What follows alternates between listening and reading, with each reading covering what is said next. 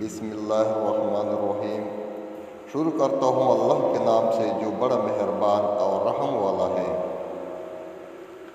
ایک مرتبہ مشرکین مکہ آقا صلی اللہ علیہ وسلم کے پاس آئے اور کہنے لگے، اگر آپ اللہ پاک کے سچے رسول ہیں تو چاند کے 2 ٹکڑے کر کے دکھاؤ۔ آپ صلی اللہ علیہ وسلم نے فرمایا، پھر کیا تم مجھ پر ایمان لاؤ گے؟ انہوں نے کہا، اگر آپ چاند کے 2 ٹکڑے فرما دیں تو ہم آپ کا کلمہ پڑھ کر مسلمان ہو جائیں گے۔ چنانچہ اس رات چاند کی 14 تاریخ تھی۔